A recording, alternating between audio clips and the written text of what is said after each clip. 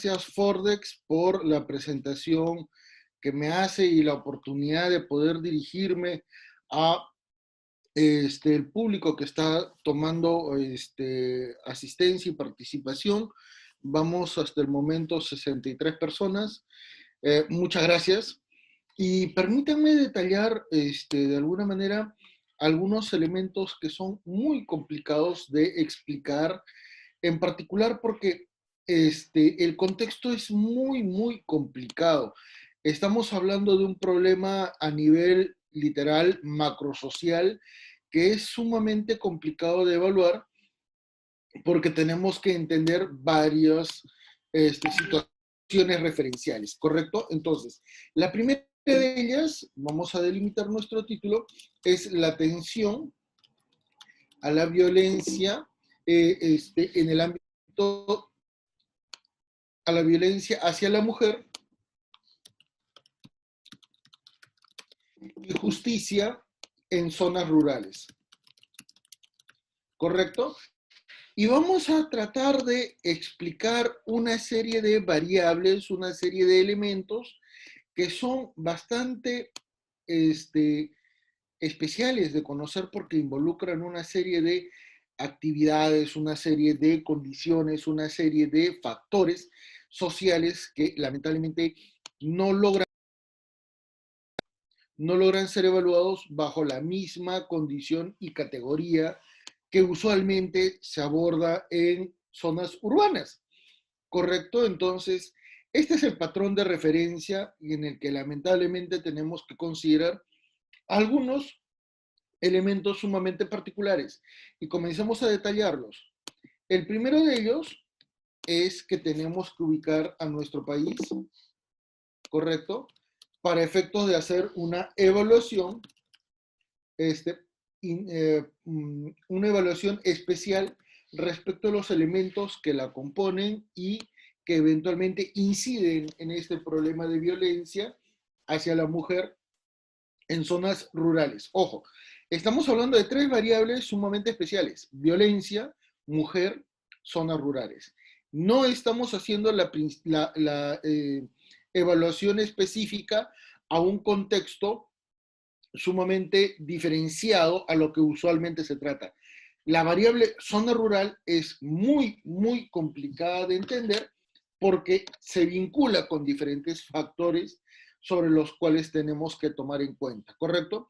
Entonces, cuando comenzamos a evaluar el primer factor de nuestra evaluación, tenemos que considerar las tres variables que estamos indicando, ¿correcto? La primera de ellas es, ¿qué cosa? El contexto de violencia hacia la mujer, ¿correcto? Ese es el primer factor que tenemos que entender y ubicar.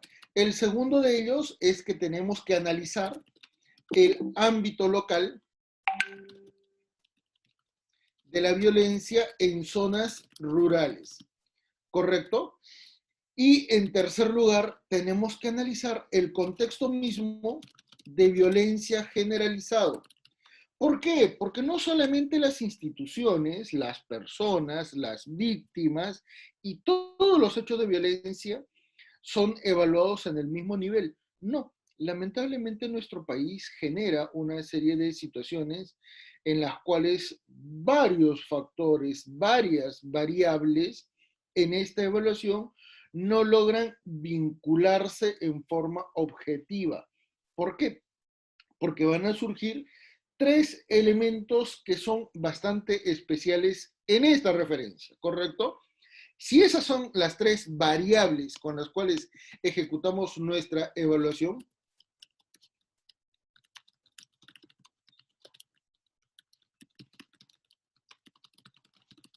en la conferencia, analicemos ahora los tres elementos que van a ser, ¿qué cosa? Vinculantes con el planteo de nuestra evaluación, ¿correcto? Entonces, los factores más incidentales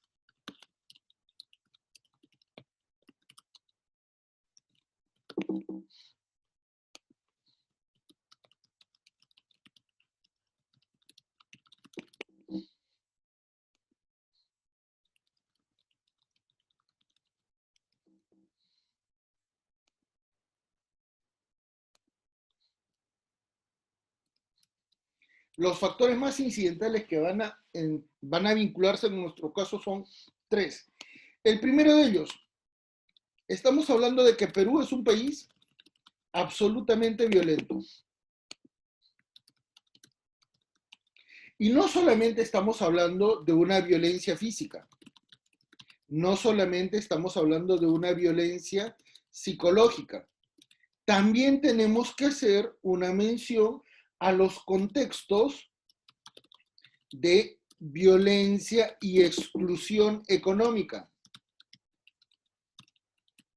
También tenemos que hacer mención al contexto de diferenciación social, principalmente porque esto es lo que va a provocar las situaciones de discriminación y racismo que existen en nuestro país y que son sumamente complicados de analizar, más aún cuando tenemos problemas estructurales en cuanto a nuestra estructura social. Entonces, tenemos una marcada división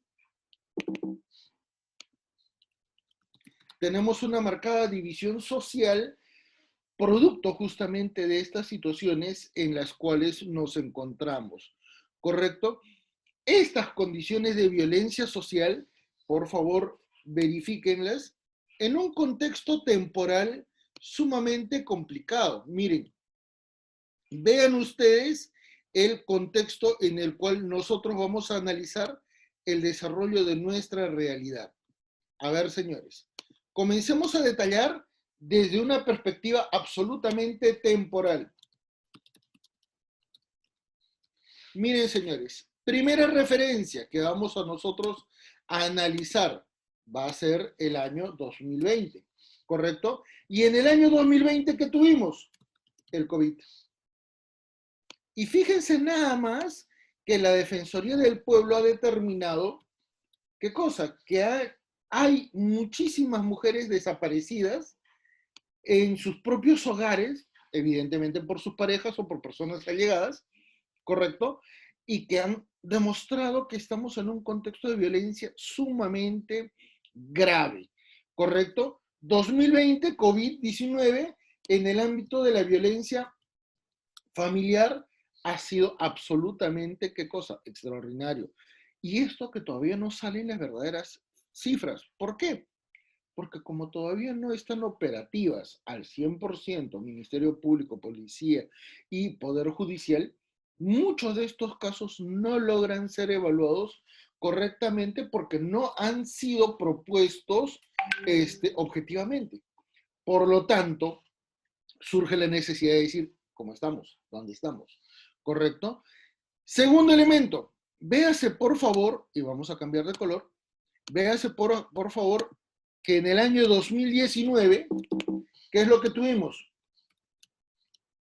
En el año 2019 tuvimos una disolución del Congreso.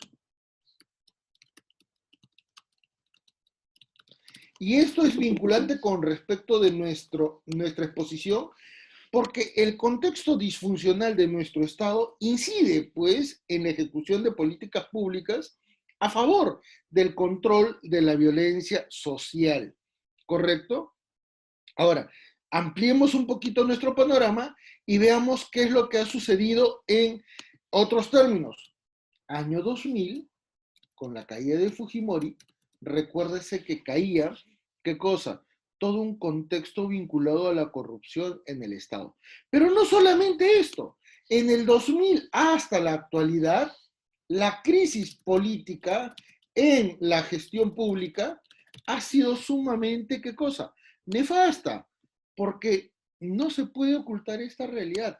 Y esto ha incidido en qué cosa, que el país no pueda desarrollarse de una manera mucho más eficiente, ¿correcto? ¿Qué otra situación ha pasado? Veamos. En el año 1990 hasta el 2000 se generó la crisis del Estado y por ello es que surge esta denominación a nivel sociológico, surge la cultura combi. ¿Qué significa la cultura combi? Significa la cultura de la informalidad. ¿correcto? Y esto lo vamos a detallar para que quede en sus materiales. Informalidad promovida por el mismo Estado, ¿correcto? ¿Qué es lo que va a pasar después? Esto luego ustedes van a poder entender por qué es que se hace esta diferenciación, ¿correcto? 1980, 1990, ¿qué es lo que pasó? Se llamó la crisis del Estado benefactor.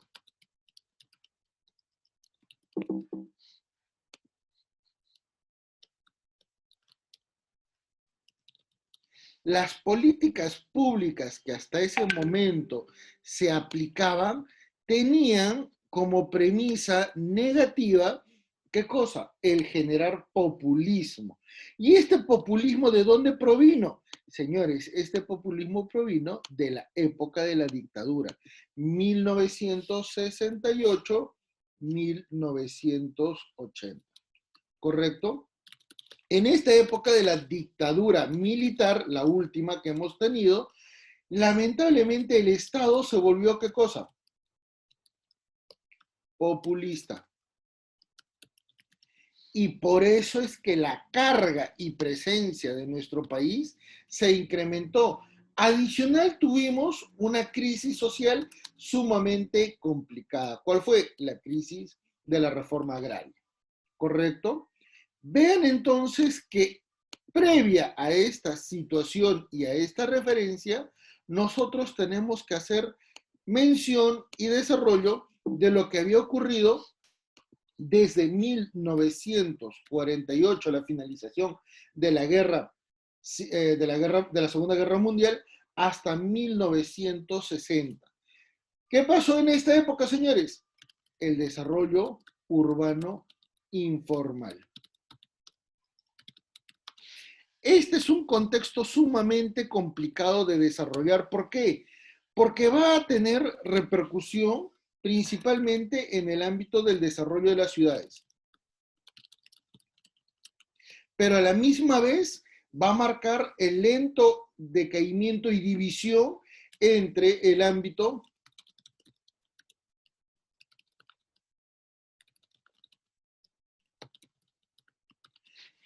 En otras palabras, nuestro país comenzó a cambiar recién desde esta época.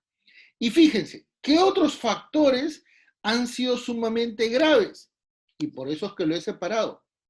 En estas épocas, señores, ¿qué tuvimos? Terrorismo. Y el terrorismo no lo podemos dejar de lado, ¿correcto? En estas épocas, además, ¿qué tuvimos? Corrupción. Y todo ello dentro de una perspectiva que adicional es sumamente importante. ¿Por qué? Porque la legislación en materia de derecho de familia, en particular contra la violencia familiar, se generó en esta época. En esta época, en el año 2000, es que se generó la legislación de tutela contra la violencia familiar, ¿correcto? Véase entonces que estamos en un contexto sumamente amplio para analizar el contexto de violencia, en particular contra la mujer, ¿correcto? Entonces, cuando ya observamos estas diferencias, pasamos a otra evaluación en la cual tenemos que entender cómo es que el contexto social es importante para poder evaluar la violencia hacia la mujer en zonas rurales. Insisto, señores, en zonas rurales, ¿correcto? Entonces, ¿cuándo es que tenemos que comenzar a generar una evaluación mucho más particular respecto de estos elementos? Primer elemento de referencia es 1979. ¿Por qué? Porque en la constitución de dicho año se permite, ¿qué cosa? El voto a la población analfabeta. ¿Correcto? ¿Es importante y significativo esto? Sí, por supuesto que sí. ¿Por qué? porque a partir de esta época los indígenas, las poblaciones campesinas en nuestro país, van a ejercer su derecho a la participación política. En 1984 surge el Código Civil, en el cual aún genera algunas limitaciones respecto a la visión de la familia. ¿Por qué?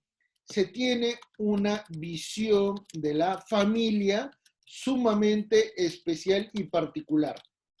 ¿Cuál es la familia que se va a proteger? Véase, por favor. En primer término, se protege a la familia nuclear. Se protege a la familia establecida en matrimonio, ¿correcto? Y finalmente, se trata de un contexto sumamente vinculado a lo patriarcal.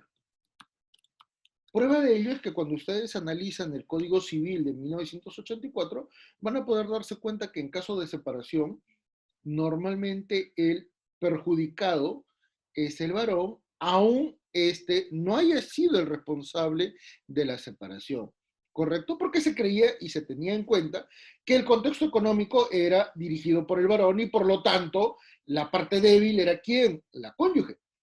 Pero esta perspectiva es porque responde a esa situación. 1984 era así. La familia en esa época tenía esa visión, ¿correcto? Esto cambia cuando en el año 2000 surge, ¿qué cosa? La primera legislación a favor de la mujer que es sometida a casos de violencia familiar, ¿correcto? También surge en el año 2000 el Código del Niño y del Adolescente, ¿correcto? Esta es la perspectiva en el ámbito civil, pero fíjense en contrapartida todo lo que ha provocado en términos comparativos y paralelos, ¿qué cosa? Las siguientes situaciones. 1991, vamos a ponerlo así de frente, Código Penal es el que verdaderamente reformula la libertad de una persona. ¿Correcto? ¿Cuál es el principal factor que cambió el Código Penal? Especialmente la libertad sexual. ¿Correcto? Ante el cambio del Código de Maurto a derogado, ¿correcto? Derogado, que solo protegía el honor sexual, con el nuevo código se protege la libertad sexual.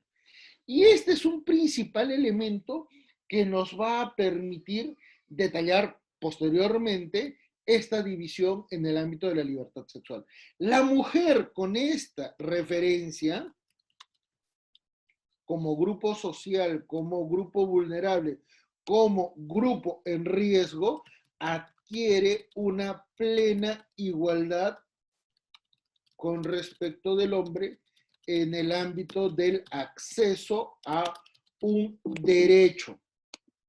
Ojo, no estamos hablando de una condición que eventualmente resulte contradictoria con todo lo que detalla nuestra doctrina nacional. No, en ese momento es que se tutela el contexto de la libertad en forma genérica, en forma abstracta, que nos permite detallar una condición sumamente particular.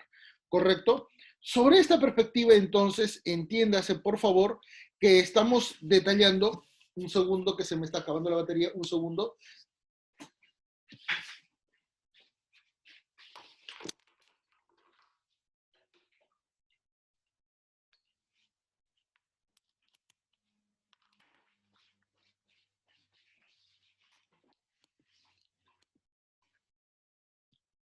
Mil disculpas, ¿se me ve? Ya, porque se me estaba acabando la batería, no lo tenía conectada. Muy bien, entonces, en estas perspectivas, el contexto de defensa de derechos de la mujer ya varía, ¿correcto? Y esto nos permite decir que todo el panorama de división social con una cultura absolutamente diferenciada nos va a permitir pasar a un segundo elemento de evaluación, ¿correcto? ¿Cuál va a ser ese segundo elemento de evaluación, señores? El contexto de violencia en el ámbito de los delitos sexuales. ¿Por qué? Porque tenemos que hacer mención a algunos elementos que sinceramente resultan difíciles de comprender para una realidad absolutamente complicada como la nuestra.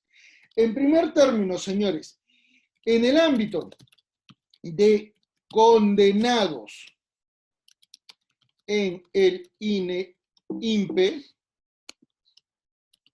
¿correcto? Vamos a obtener las siguientes referencias estadísticas que son sumamente graves, ¿correcto? La primera referencia que vamos a tener en cuenta es que la población penitenciaria por estos delitos, a nivel de delitos contra adultos y contra menores, porque se subdividen, ¿correcto? Constituye la población más elevada. Es la población penitenciaria más elevada en los centros penitenciarios.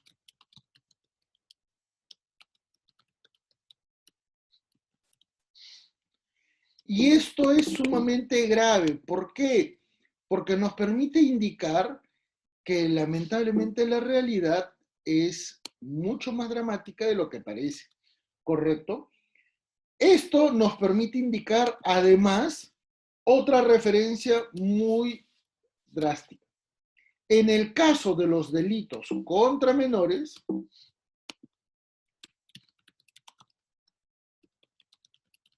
en el ámbito sexual estamos hablando, hay un 80% de personas vinculados a la víctima a nivel de ¿qué cosa? De consanguinidad y vinculación, ¿correcto? En otras palabras, estamos hablando de que son parientes los perpetradores. Un elemento de referencia sumamente grave. ¿Por qué? Y finalmente viene la última referencia, que el 90% de los casos con condena efectiva están relacionados con hechos de violencia familiar. Vean entonces esta perspectiva, es sumamente grave, es muy, muy condenable y esto nos permite decir que inclusive en zonas rurales hay una mayor estadística que en zonas urbanas. Y sin embargo, se suele creer que estos delitos, que son muy graves, pueden tener una diferenciación en el ámbito urbano que en el ámbito rural. No. Y hay una principal perspectiva con la cual no logramos comprender esta situación, en particular porque no siempre se puede analizar la misma referencia. ¿Por qué? Porque cuando comenzamos a analizar al grupo vulnerable, esto es, a las mujeres, ¿correcto? Punto número 3, el análisis al grupo vulnerable, tenemos que hacer una diferenciación en 3 subniveles, ¿correcto? El primero de ellos, señores, va a estar siempre vinculado al nivel de víctima que se puede evaluar. Y en esta categoría tenemos que tener en cuenta que vamos a tener ¿a qué cosa?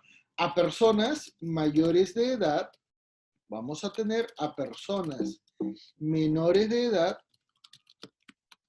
¿correcto? Y también a personas que son de la tercera edad, ¿correcto?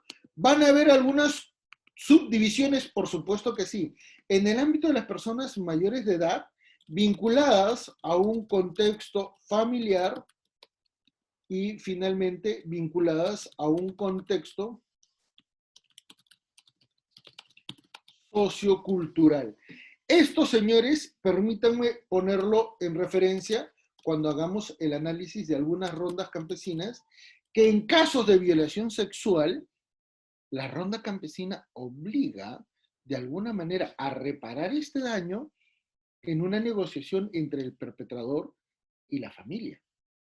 Y esto ha sido denunciado por el Ministerio Público, esto ha sido evaluado por el Poder Judicial, pero sigue siendo una práctica. ¿Por qué? Porque la víctima en realidad, al igual que lo que pasa en el proceso ordinario, no llega a tener pues la tutela de sus derechos.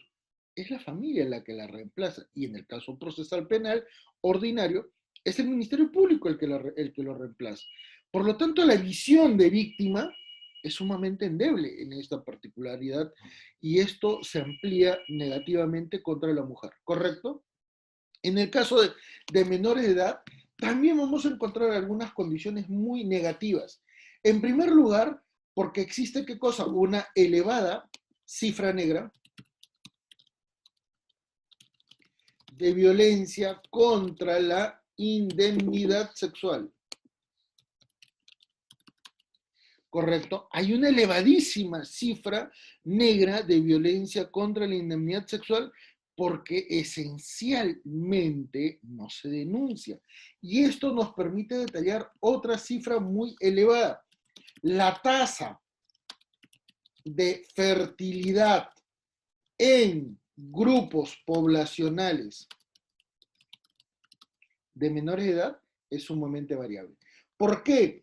Porque en este nivel vamos a tener que personas entre 14 y 16 años son, ¿qué cosa? Permiten detallar que hay niñas que inician la maternidad en zonas rurales con una mayor incidencia que en zonas urbanas. Y esto también permite decir que niñas entre 16 a 18 años, estas niñas ya tienen, ¿qué cosa? 2 hijos o más. Y viene un gran detalle. No es que tengan un nivel de promiscuidad, no es que tengan un nivel de iniciación sexual natural. No, señores, esto está normalmente vinculado a contextos de violencia.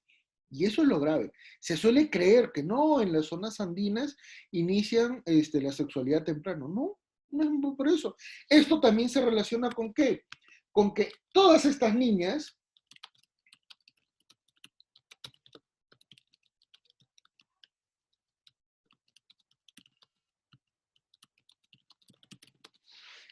dejan de estudiar.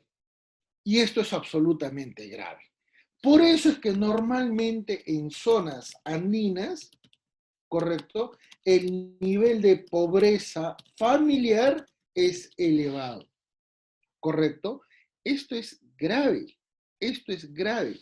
Y en el contexto de violencia hacia personas de tercera edad, nosotros vamos a ubicar normalmente casos vinculados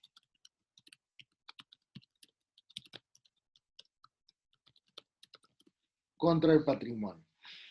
Adicional a haberse generado una condición bastante negativa contra una persona de tercera edad, se le ejecutan actos vinculados al atentado sexual que son sumamente complicados de entender, ¿correcto? En este nivel entonces, a nivel de víctima respecto de los delitos sexuales, es que se puede evaluar estos 3 factores, ¿correcto? Pero tengamos en cuenta una segunda referencia. Cuando hablamos de libertad sexual, tenemos que hacer una amplitud y una diferenciación de qué es lo que significa y qué es lo que va a implicar. Y por eso es que es sumamente importante detallar 3 subniveles, ¿correcto? El primero de ellos es justamente la libertad sexual. El segundo de ellos es respecto a la autonomía sexual, ¿correcto? Y el tercero de ellos está vinculado a la indemnidad sexual. ¿Son categorías sumamente diferentes? Claro que sí. ¿Qué implica la libertad sexual? Implica el ejercicio, y vamos a ponerlo así con comillas para que pueda ser diferenciado de otros términos, ¿correcto? De la actividad sexual, implica el ejercicio de una vida sexual. Esto está vinculado esencialmente de la selección de la pareja sexual relacionado al inicio de la vida sexual y también está relacionado con la frecuencia o modalidad en la cual se ejecute la vida sexual. ¿Correcto? Ese es el concepto amplio de libertad sexual y que involucra a varones y a mujeres. ¿Correcto?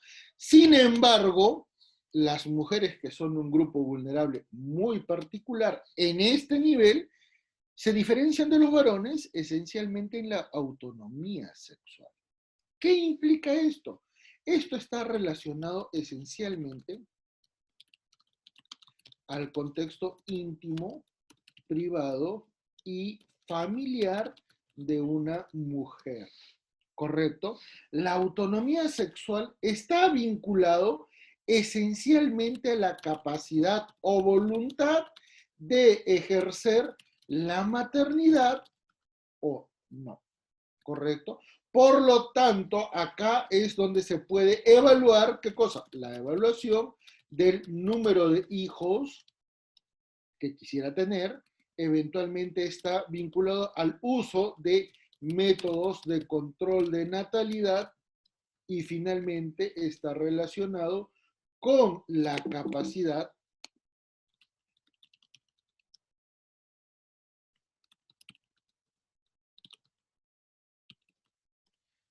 de tener hijos. ¿Correcto? Una persona muy joven que eventualmente no tiene una autonomía económica o profesional o personal, evidentemente va a estar mucho más condicionada a la voluntad de la pareja que a su propia autonomía. Y eso es inevitable. ¿Correcto? Entonces, véase las grandes diferencias entre libertad sexual y autonomía sexual. Y finalmente, con respecto a la indemnidad sexual, que está prohibida respecto de menores de edad. ¿Qué significa esto? Que en este nivel no se tiene la libertad sexual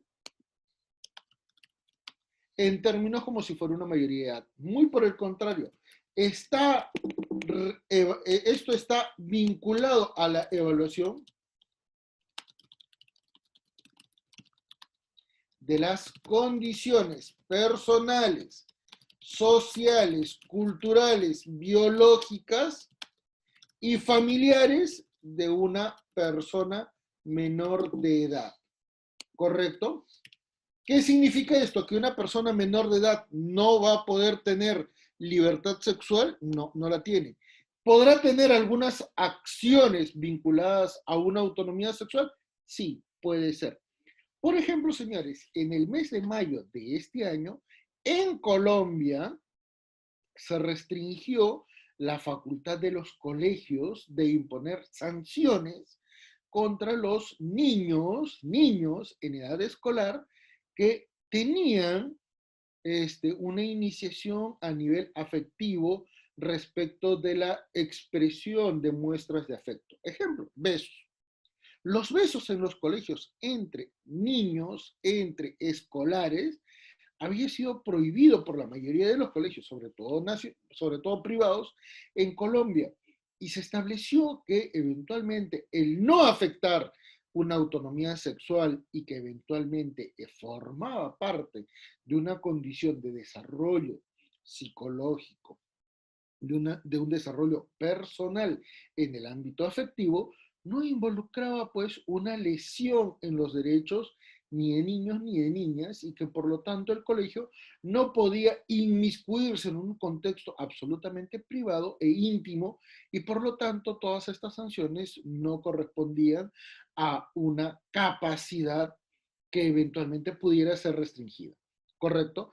En el caso peruano, hemos tenido inclusive sentencias en las cuales se ha tenido que evaluar la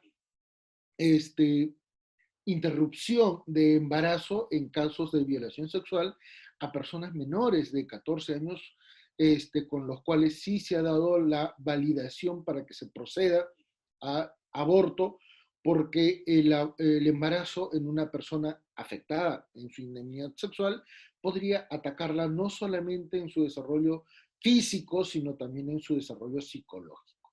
¿Correcto? Entonces, véase que en estos niveles de intervención, los contextos de evaluación constitucional, los contextos de evaluación probatorios, los contextos de evaluación penal, ya nos permiten dar inicio, ahora sí, a una cuarta etapa en la cual vamos a analizar el contexto rural.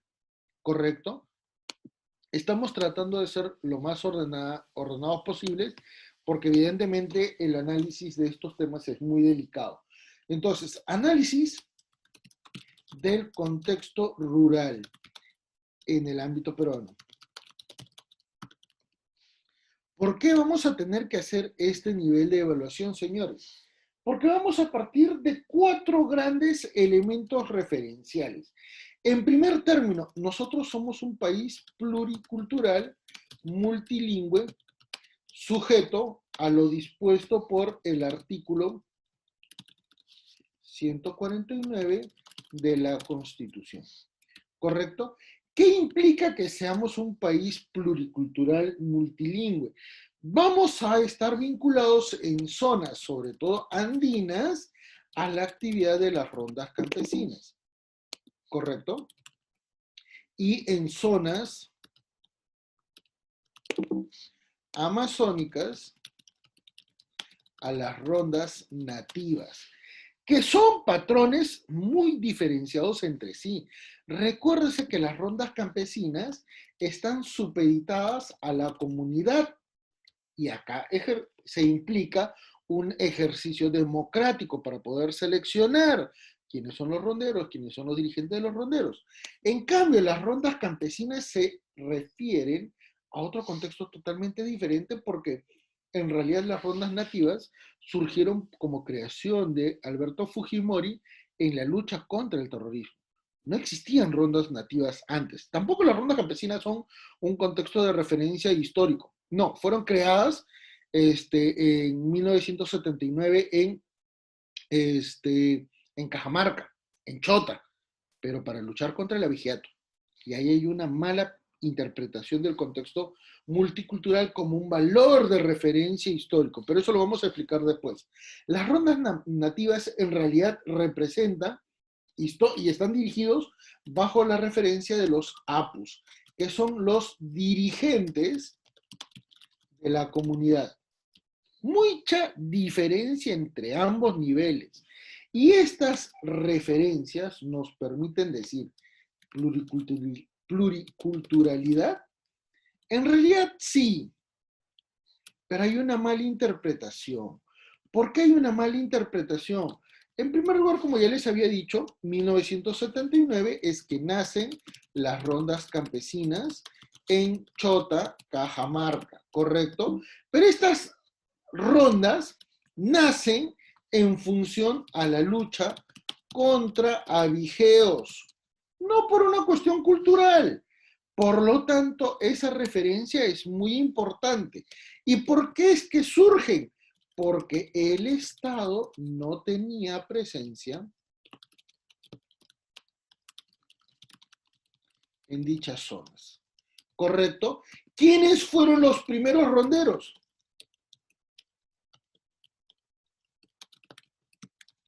Señores, aunque parezca increíble, los primeros ronderos no fueron ni campesinos ni indígenas.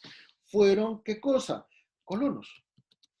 ¿Correcto? Los que tenían las haciendas y eran entre una unión entre colonos más campesinos que tenían, ¿qué cosa? Chacras.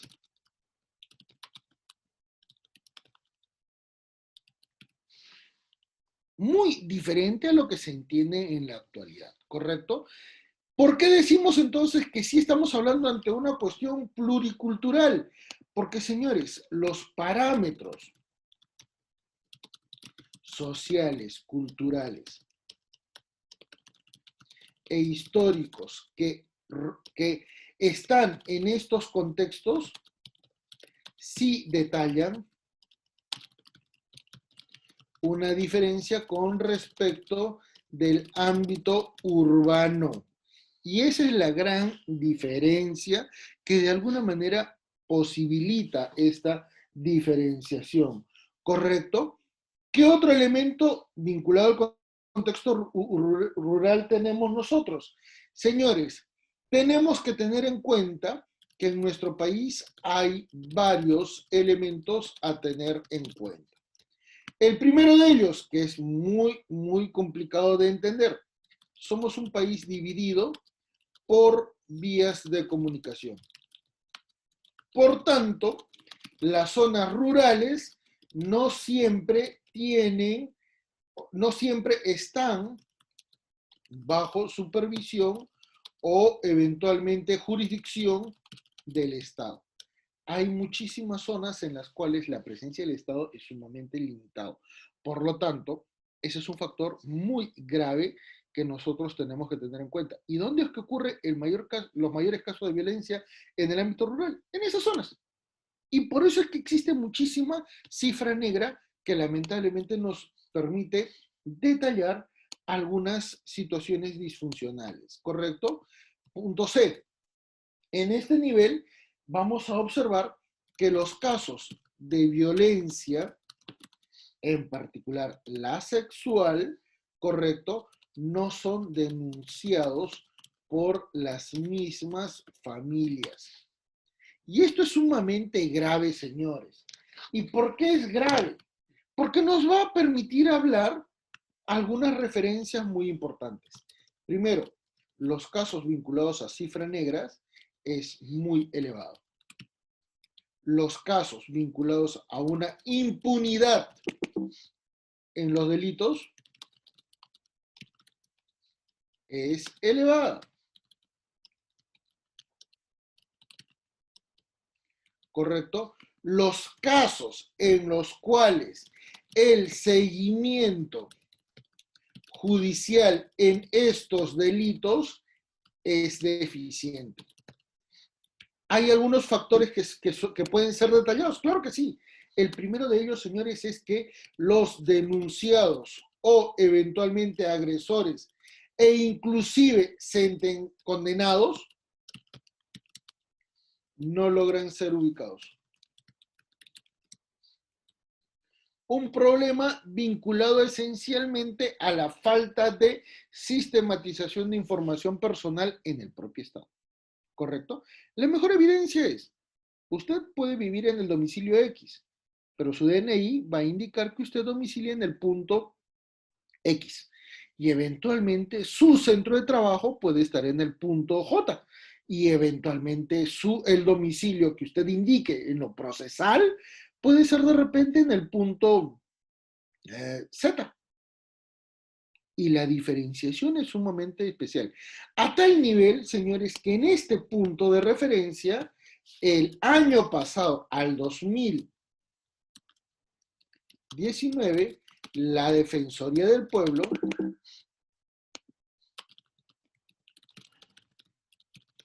detallaba que el 60% de procesos no lograban ser, ¿qué cosa?, eficientes al notificar al denunciado, al demandado por la apertura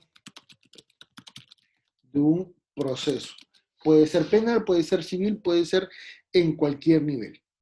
Ojo, 60% de los procesos no lograban formalizarse porque existían problemas respecto a la comunicación, notificación judicial con estas personas. Un hecho muy complicado de entender y que nos va a permitir además que la casuística que nosotros vamos a tener va a ser bastante gráfica, ¿correcto? Y vamos a mencionar 3 casos, ¿correcto? Casuística número 1. Vamos a hablar, por ejemplo, del recurso de nulidad.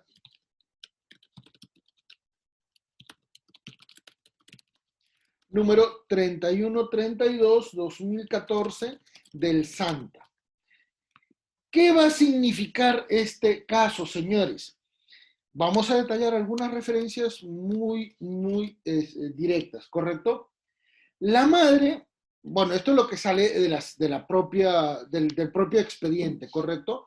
La madre sabía del atentado contra la indemnidad sexual de su hija.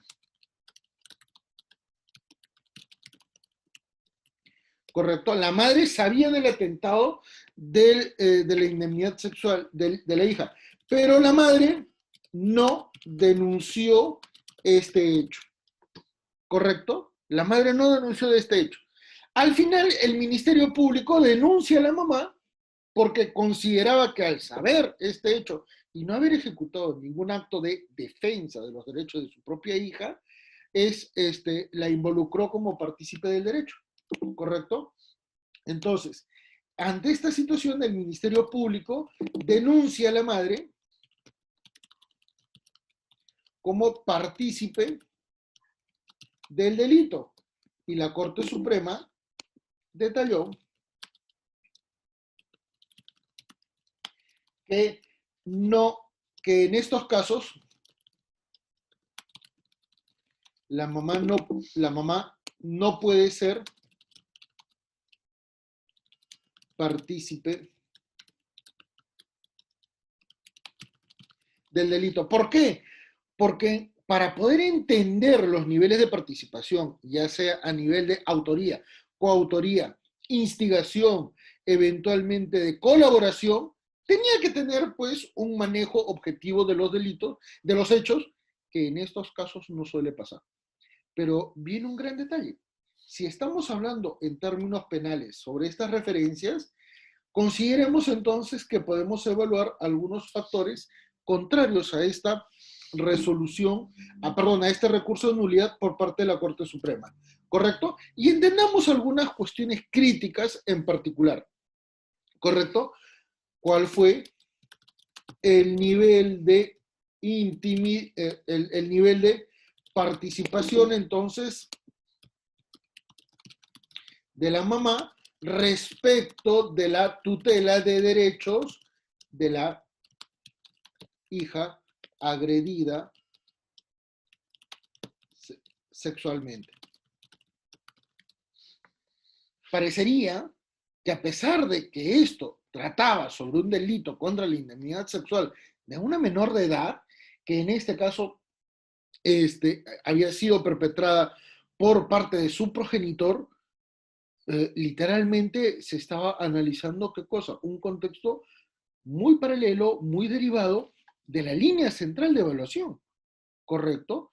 Porque al final de cuentas, un progenitor terminó afectando la salud sexual de la hija y la otra progenitora no cuidó la salud psicológica de la hija. Por lo tanto, tenemos que tomar en cuenta que estos contextos que suelen ser muy complicados de entender, normalmente presentan un contexto más próximo a lo rural que a lo urbano, ¿correcto? En la jurisprudencia vinculada al análisis de casos contra la indemnidad sexual en Lima, en Trujillo, en Arequipa, en zonas urbanas, Piura, es totalmente distinto a lo que se evalúa en el ámbito rural. Y miren ustedes, analicemos otra casuística,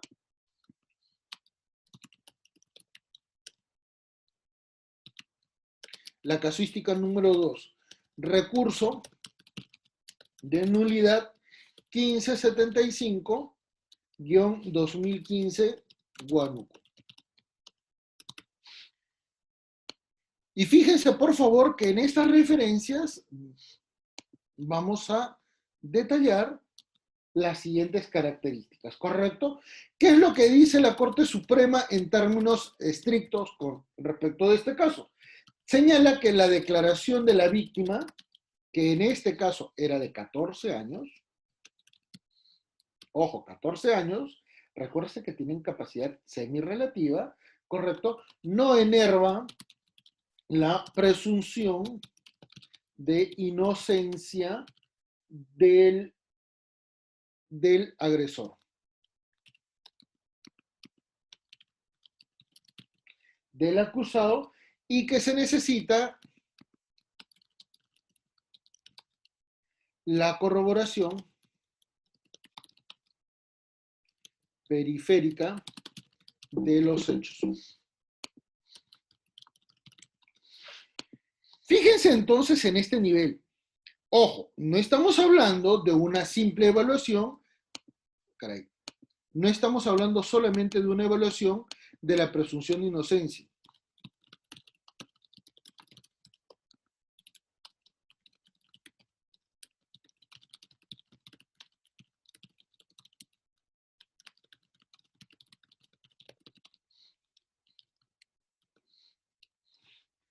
No, estamos hablando de un contexto en el cual hay una víctima que es menor de edad, ¿correcto? Que es inclusive sometida a una agresión por parte de un progenitor, ¿correcto? Y que a la misma vez se le cuestiona la declaración, ¿correcto?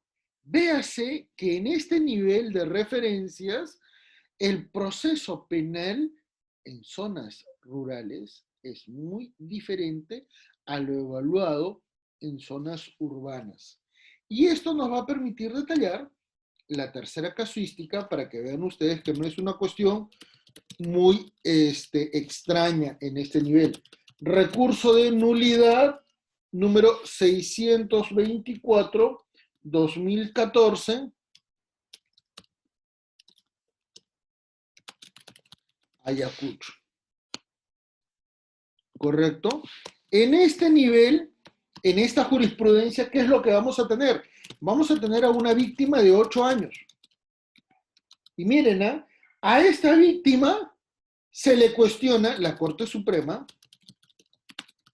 le cuestiona a la víctima, ¿qué cosa? La declaración por ser inconsistente. En otras palabras, la Corte Suprema está actuando en un nivel de defensa de los derechos de una parte acusada sobre la base de su presunción de inocencia debido a proceso de tutela judicial efectiva, en una forma tan extraordinaria que cuestiona la declaración de la víctima, que normalmente en estos contextos está supeditada a una serie de factores. ¿Correcto? Por ejemplo, el contexto familiar. Uno podrá decir, pero ha sido agredida. Sí, pero recuérdase que inclusive en zonas urbanas, las víctimas muy menores no son conscientes del nivel de daño que le ha generado un familiar, que puede ser violencia familiar, que puede ser violencia sexual, que puede ser cualquier nivel de atentado. ¿Y por qué?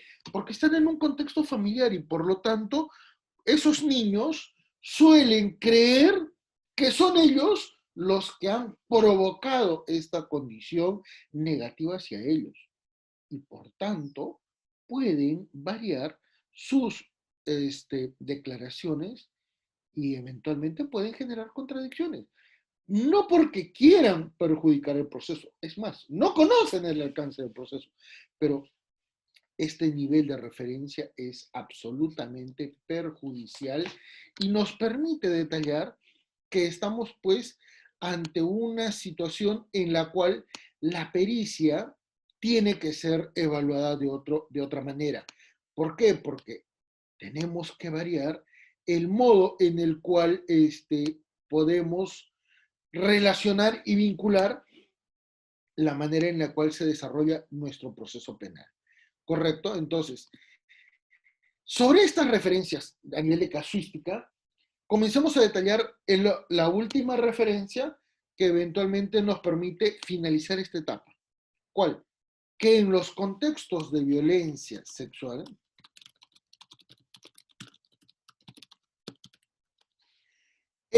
la notitia criminis normalmente proviene de estas personas, los profesores, los familiares, no los progenitores. ¿Correcto? Y esto es bastante gráfico. ¿Por qué? Porque cuando los progenitores se enteran, normalmente siempre va a estar vinculado a qué cosa, que los agresores son también familiares o personas conocidas, ¿correcto? Ejemplo, los empleadores. Esto es bastante gráfico y esto es muy importante tener en cuenta. ¿Por qué? Porque las omisiones a las denuncias son características en zonas rurales, ¿correcto? Es bastante referencial lo que tenemos que evaluar en este nivel y nos permite decir, ¿y cómo es que entonces podemos ejecutar una reversión de estas situaciones? Acá entonces tenemos que dar pase a una última etapa de nuestra evaluación para poder entender qué cosa, perdón, para poder entender el quinto nivel, la instrumentalización de los medios de prueba.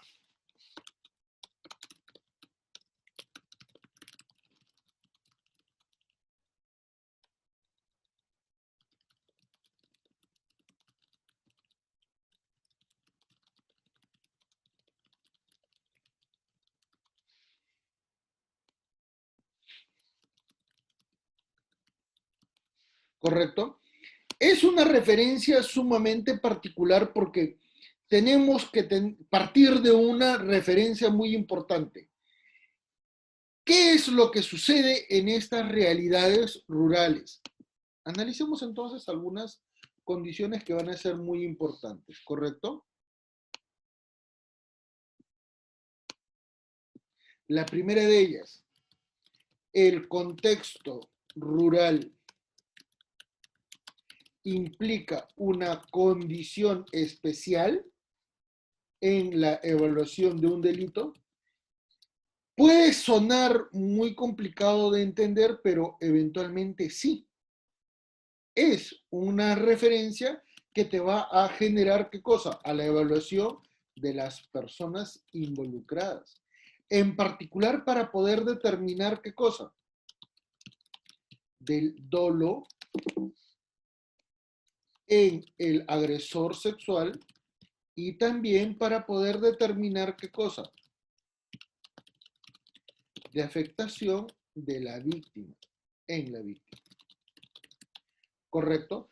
Esto es bastante particular de entender porque es diferente evaluar un delito vinculado a libertad sexual en el mundo urbano que en el mundo rural.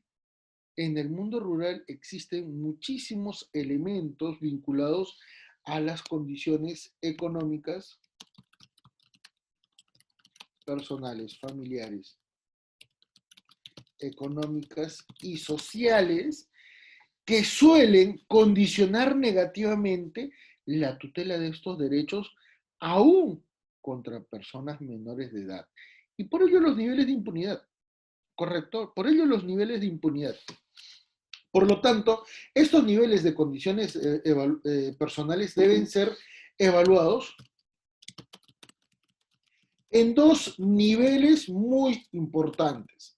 ¿Correcto? ¿Por qué? Para evitar la impunidad y para evitar las situaciones de negligencia en la actividad judicial, sobre todo en la etapa de investigación, tenemos que tomar en cuenta qué cosa, las condiciones vinculadas a la situación de vulnerabilidad. Y en segundo lugar, tenemos que tener en cuenta a las condiciones vinculadas a la generación de una condición de riesgo, que son diferentes, ¿correcto?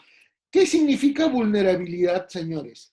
Vulnerabilidad significa que la parte débil o la que puede sufrir un delito o la que puede ser agredida, ¿correcto? Está en ese nivel por sus propias condiciones. Está en una situación negativa por sus propias condiciones. En otras palabras, niños, niñas, adolescentes están en este nivel de vulnerabilidad respecto de su indemnidad.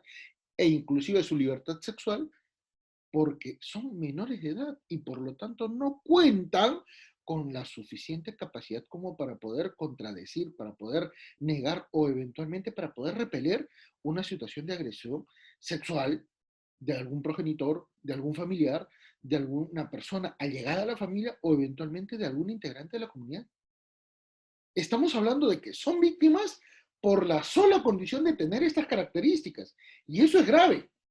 Y eso es grave. Y más aún con la referencia que ya habíamos analizado en las tres recursos de nulidad, obsérvese que al final de cuentas, estas personas que son vulnerables terminan siendo mucho más víctimas por acción de la Corte Suprema.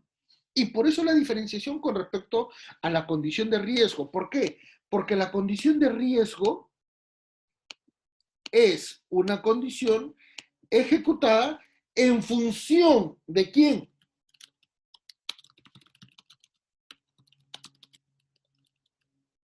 Está en función al agresor. Es una parte ajena a la víctima, es una persona ajena a la víctima quien ubica a esa persona en una condición tal que le va a resultar sumamente complicado defenderse. ¿Correcto? Entonces, nivel de vulnerabilidad y nivel de condición de riesgo son diferentes. ¿Correcto? Es muy distinto las situaciones en las cuales tenemos que evaluar tutela de niños, niñas y adolescentes, cuando podemos entender que muchas veces nosotros, en un contexto absolutamente objetivo, absolutamente racional, podemos decir, ¿cómo es que los progenitores podrían entonces atentar contra sus propios hijos? Lo hacen, lo hacen. Y la mejor referencia está acá. La hemos detallado en los cuales en el INPE tenemos una amplitud de situaciones y de casuística que nos permiten decir que hoy por hoy, de los 5 principales delitos en los cuales se cuenta una población penitenciaria con condena efectiva, el segundo de ellos es delitos contra la libertad sexual de adultos y el cuarto es delitos contra la indemnidad sexual, menores de edad.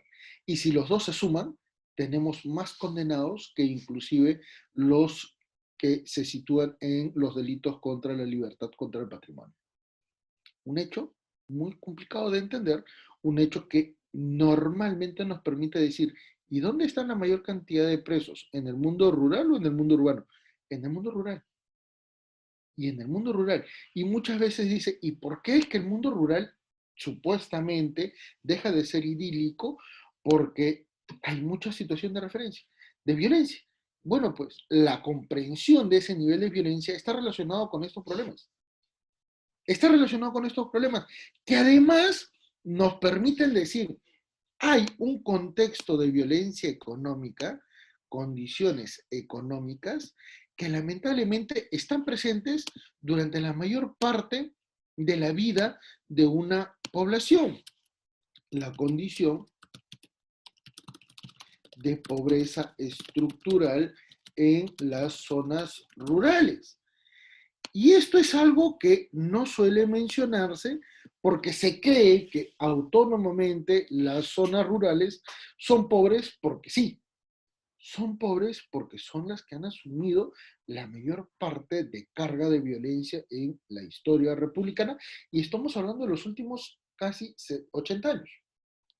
Literalmente estamos próximos a tener un centenario con un contexto de violencia sumamente grave. Todas estas perspectivas repercuten en el contexto familiar y nos permite finalizar esta exposición con el contexto en el cual tenemos que evaluar las referencias familiares. ¿Correcto? ¿Cuáles son esas referencias familiares? Veamos. Si ya estamos hablando de un nivel de violencia muy grave, analicemos entonces las consecuencias de los delitos atentados contra la libertad sexual indemnidad sexual en zonas rurales, ¿correcto? ¿Por qué es importante detallar esto? Porque ya no estamos hablando solo de violencia familiar, estamos hablando de algo mucho más complicado, ¿correcto? En primer término, señores, ¿cuáles van a ser las consecuencias materiales en este nivel? El nivel de violencia se amplía de forma que no puede ser evaluada como como parte derivada de casos de violencia familiar. Estamos hablando de un contexto mucho más amplio, de un contexto mucho más complejo, de una referencia sumamente grave. ¿Por qué? Porque los agresores, los sujetos activos en estos delitos son familiares. Y viene un gran detalle. Si son familiares, entonces esa familia, ¿cómo puede ser evaluada? ¿Correcto? Esa familia, ¿cómo puede ser evaluada? Tenemos que entender entonces las características en ese contexto familiar. ¿Por qué? Porque las situaciones de violencia familiar son preexistentes a los casos donde se ha registrado una violencia sexual en cualquier nivel. ¿Correcto? Esto es bastante especial y bastante particular, porque además el contexto de violencia económica entre los progenitores es acreditable. Normalmente en estos casos, las madres suelen estar condicionadas por el factor económico, por el factor vivienda, por el factor inclusive de tutela de otros integrantes de la familia, que pueden ser los progenitores, o sea, los abuelos, o que pueden ser eventualmente los hijos de una primera relación familiar. Y esto es absolutamente grave. ¿Por qué? Porque los entornos familiares nos permite detallar que acá vamos a hablar de qué cosa, familias extendidas, familias amplias, familias ensambladas, que, que resultan ser muy particulares. Y analicemos cada una de estas, ¿sí? Para que pueda entenderse la gran diferenciación que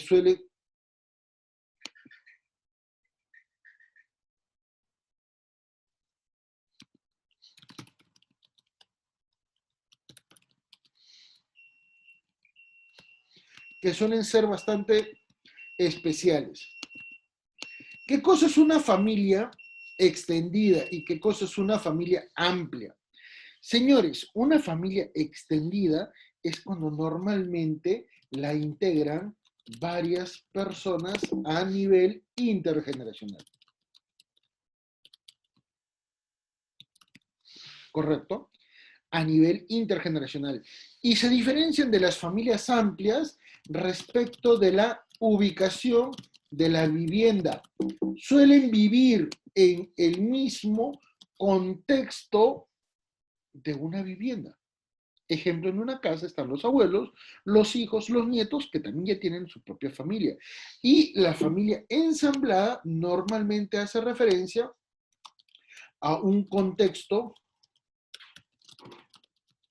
en el cual los progenitores, que son los que constituyen la familia, vienen de una primera relación de pareja, que puede ser matrimonial o convivencial. ¿Correcto? En otras palabras, aportan hijos preexistentes a esta nueva familia. Por lo tanto, véase que cuando estamos hablando de violencia en un contexto rural, en un contexto muy particular con el cual podemos detallar una serie de referencias, es sumamente grave. Porque ya no solamente vamos a hablar de violencia física, ya no solamente vamos a hablar de violencia económica, ya no solamente vamos a hablar de violencia en el ámbito psicológico, no.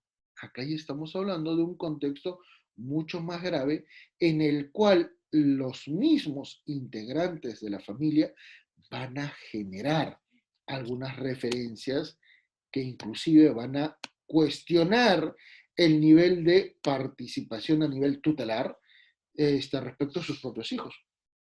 Y uno podría decir, ¿y por qué esto ocurre normalmente en el ámbito rural que en el ámbito urbano? Primero porque la doctrina suele trabajar en forma general todas estas referencias y no analiza de forma muy detallada la casuística que genera, por ejemplo, casos a nivel de casación o recurso de nulidad en la Corte Suprema respecto de casos de Lima, Trujillo, Piura, Tumbes, eventualmente Ica, con respecto de otras realidades. Y es más, tampoco logra diferenciar los contextos que se derivan de casos de jurisprudencia de las zonas andinas, que pueden ser de Cusco, que pueden ser de Puno, de Huánuco, de Ayacucho, como acabamos de detallar, o eventualmente del Santa, ¿ya? Con respecto, por ejemplo, de zonas como Iquitos, como Madre de Dios, como Pucallpa o eventualmente Bagua.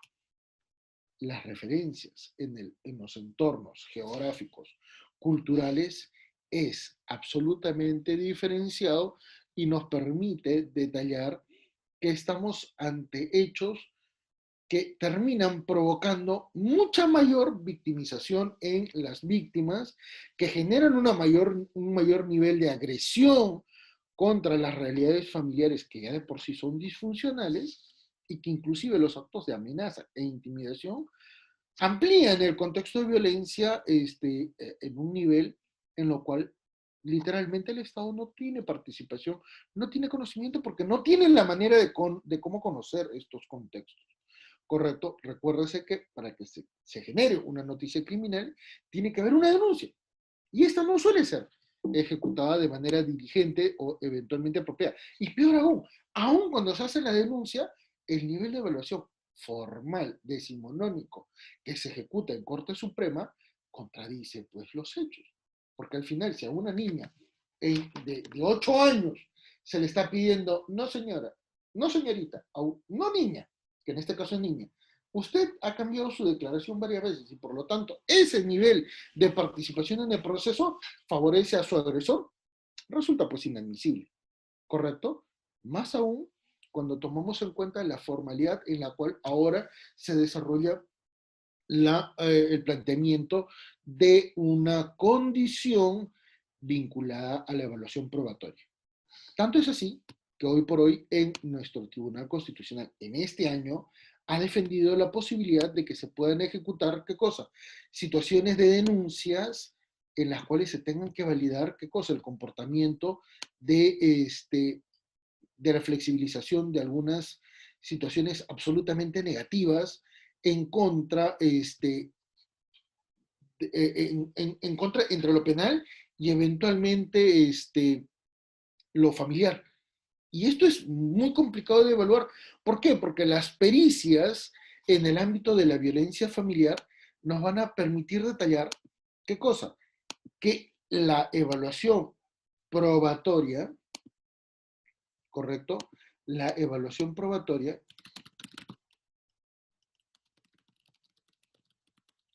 va a tener va a tener en cuenta estas referencias para validar un elemento probatorio. ¿Correcto? Es bastante interesante y a la misma vez complejo de detallar esto. ¿Por qué? Porque recuérdese que sobre esta base vamos a partir de un elemento referencial muy significativo. ¿Cuál es ese elemento significativo, señores? Este va a ser el punto número 6. No, creo que es el 7. Vamos a confirmarlo.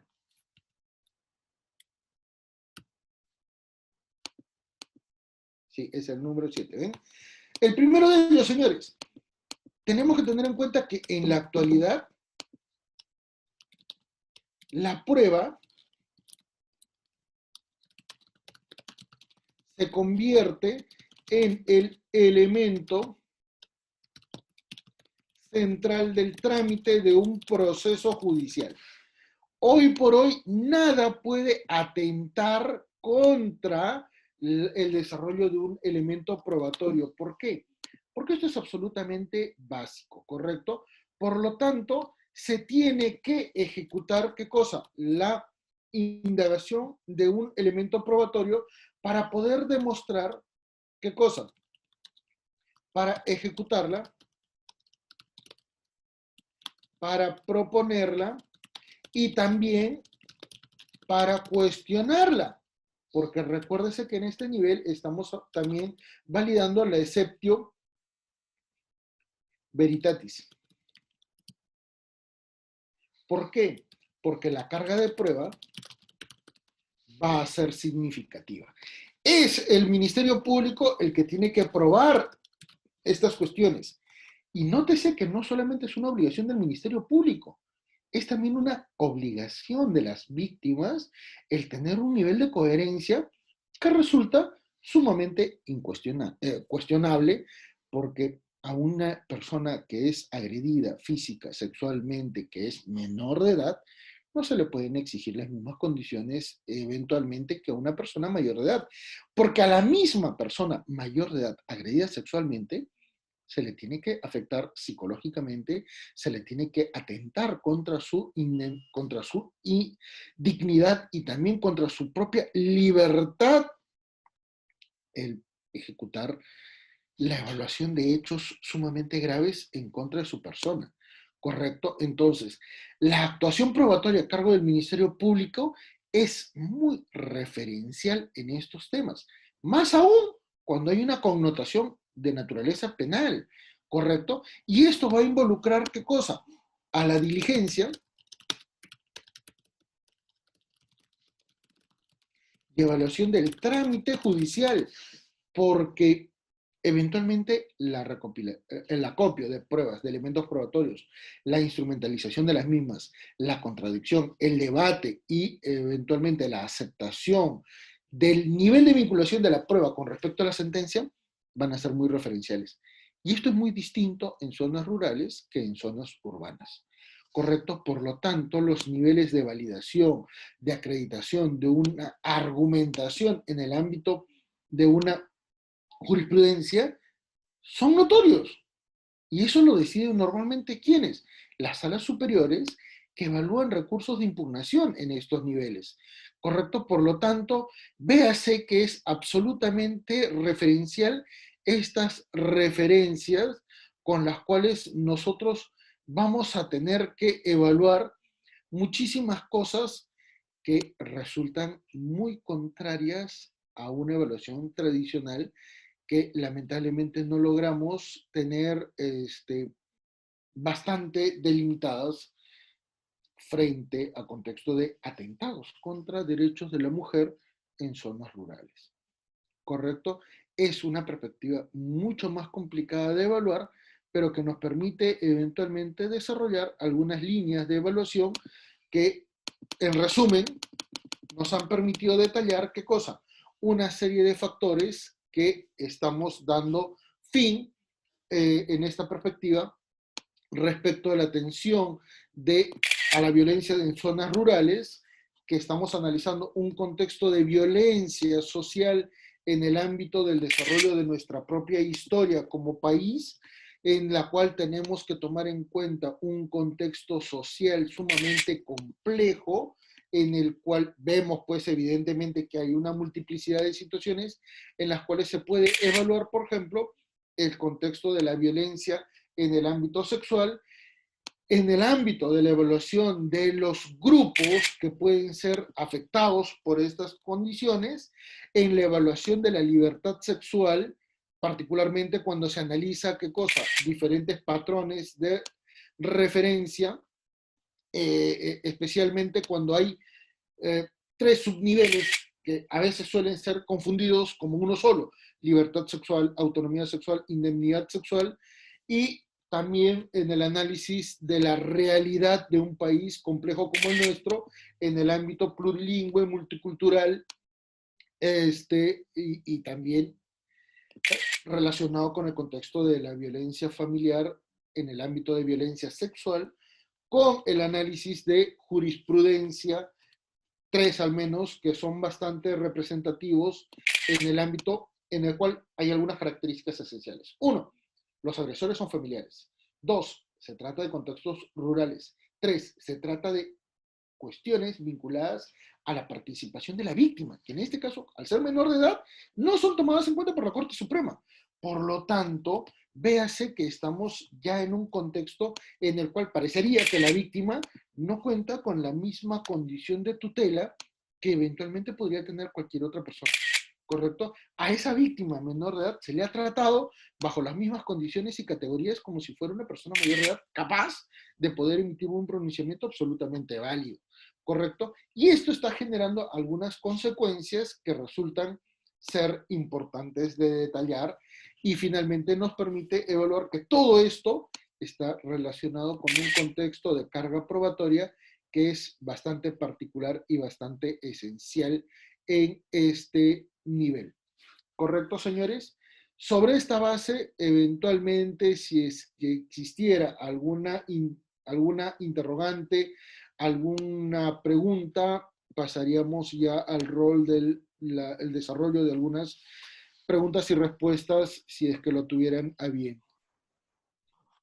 Doctor, la doctora Caterina tiene una pregunta. Con todo gusto. Doctor, muy buenos días. Mi ¿Cómo está? mi pregunta sería, ¿qué ley más drástica será en los casos contra violencia contra la mujer, en las personas Doctora, mayores de edad? doctora, recuérdese que hoy por hoy la ley penal puede detallar inclusive un caso de condena a nivel de cadena perpetua en atentados contra la mujer. En este caso, en situaciones de feminicidio. Es más, ya creo que tenemos hasta 4 condenas con cadena perpetua por casos de atentados contra la vida de una persona que fue pareja del agresor. O sea, los casos de feminicidio han generado tal cambio en la normatividad penal en nuestro país y también en la familiar que los casos de cadena perpetua ya resultan aplicables desde hace mucho tiempo. ¿Correcto? Esa es una modificación bastante positiva porque hay un detalle. Particularmente yo creo que en el ámbito de una política criminal, una persona que tiene un contexto de relación con una víctima, porque han sido pareja, porque han sido marido y mujer, porque han sido convivientes, porque han sido de repente, no sé, pareja sexual o porque de repente han sido concubinos, viene a tratar. ¿Cómo podemos rehabilitar a una persona que ha ejecutado estos delitos? Prácticamente resulta imposible y no logramos entender las razones, porque no existe justificación alguna para atentar contra una expareja sobre la cual los niveles de violencia son muy drásticos. Recuérdese, por favor, los casos, por ejemplo, ¿se acuerda que hubo hace 2 años, creo, una señorita en Cajamarca que fue enterrada en un barril y se le llenó de cemento? O sea, vean el nivel de agresividad y el nivel de violencia que pudo haber generado no solamente el atentado contra la vida de la expareja, sino también el de disponer de un cuerpo ya evidentemente muerto en una condición para que nadie pueda ubicarlo, en un barril lleno de cemento. Y esto pudo ser registrado porque hubo una comunicación en la que se sospechaba que ahí había ocurrido el depósito de la víctima y por eso es que la policía comenzó a buscar barriles que pudieran estar llenados con cemento y ahí ubicaron a la víctima. Ven el nivel de agresividad. Peor aún, hasta hace algunos años, esto no generó una cadena perpetua, pero sí una condena de 35 años, en el cual un extranjero que venía a pedir la mano de una ciudadana peruana en el país, ejecutó un acto de feminicidio y terminó, ¿qué cosa? Desmembrando a la víctima en alta mar. Y al final, porque ubicaron una parte de este cuerpo desmembrado, lograron capturarlo. Y por más que, que el agresor decía de que no, que se había ahogado, las partes que habían sido ubicadas determinaban que había sido cercenada. Estamos hablando de niveles de violencia muy graves. Y sí, la ley penal te permite ahora una cadena perpetua, pero vamos, eso es ya cuando sucede un hecho. A nivel preventivo, Dudo mucho que una cadena perpetua, dudo mucho que una condena penal efectiva, dudo mucho que eventualmente la pena que le puedan imponer pueda limitar el accionar de una persona que está convencida de que está actuando supuestamente bajo un argumento favorable a su acción, porque no existe, pues, ¿correcto? ¿Por qué los niveles de feminicidio, por qué los niveles de violencia familiar han crecido en nuestro país? Porque estamos ya socialmente vinculados a un contexto de violencia. Hemos asimilado mucha violencia y por lo tanto los agresores suelen considerar que están actuando bajo un manto de justificación. Ojo, no estoy justificándolos, estoy diciendo lo que ellos dicen. Creen que han actuado bajo una condición que sí es cierto, hubo violencia, pero se encontraba justificado, algo que es inadmisible.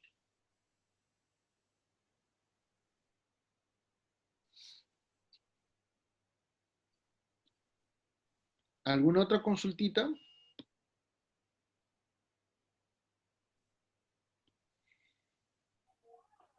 Hola, Hola, ¿cómo está, doctora? ¿Qué tal? ¿qué tal?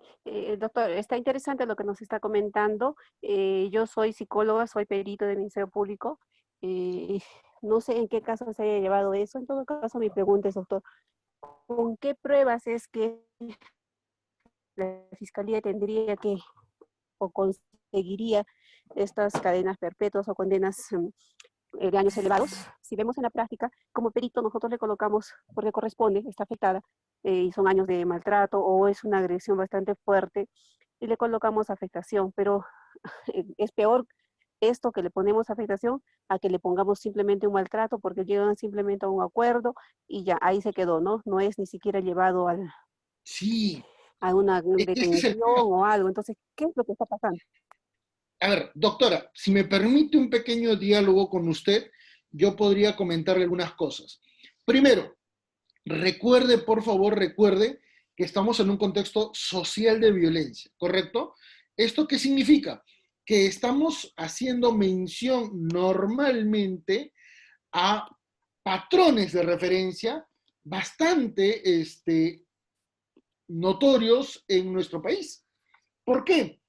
Porque los hechos de violencia son tan constantes y tan seguidos que lamentablemente nos permite indicar que hay muchas víctimas que no asumen que están en un contexto de violencia, ¿correcto?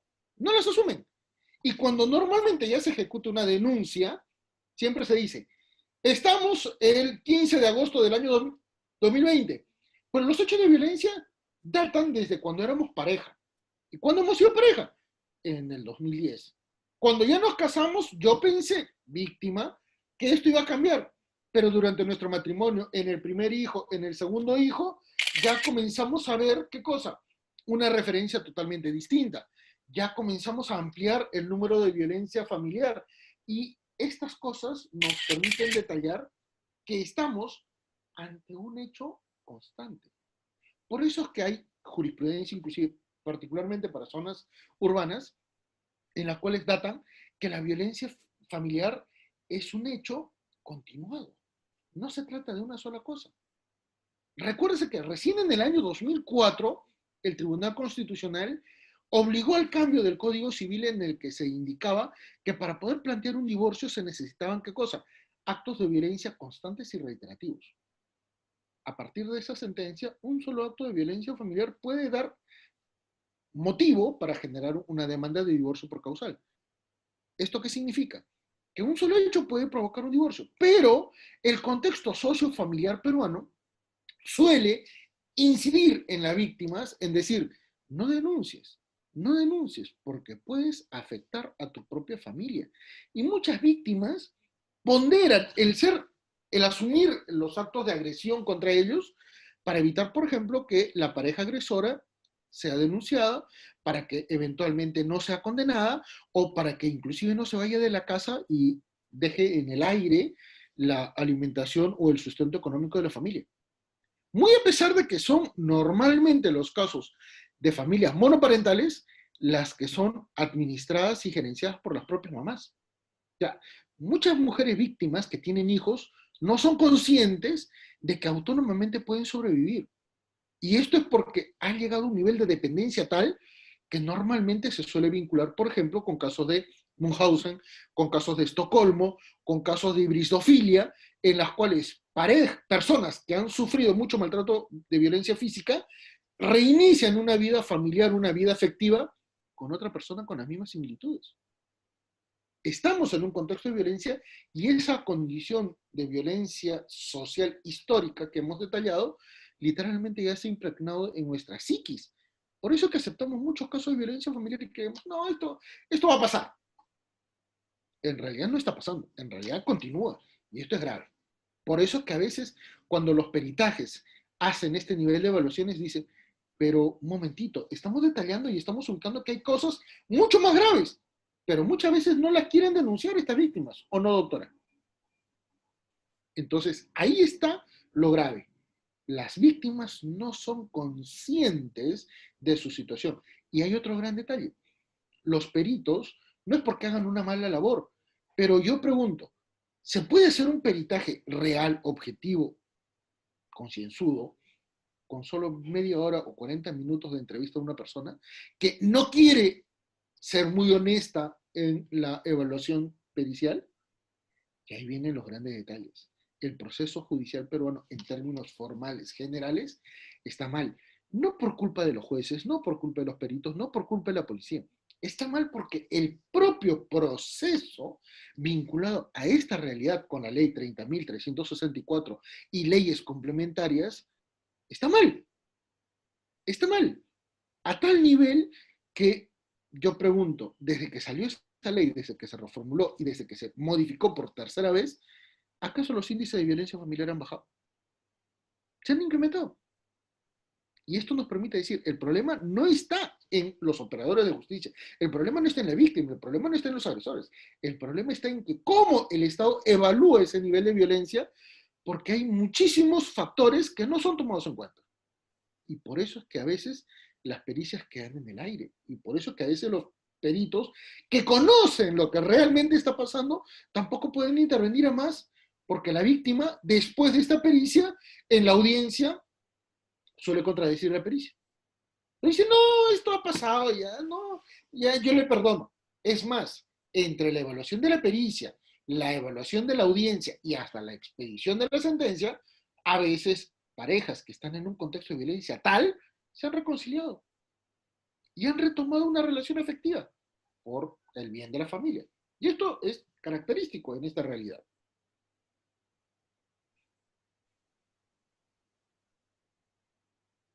¿Alguna otra consultita?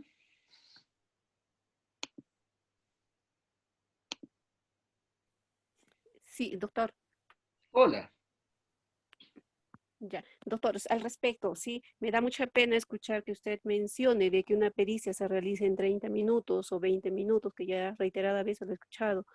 Doctor, eso no sé dónde ha tenido usted la mala suerte de pasar En por una Lima. experiencia así.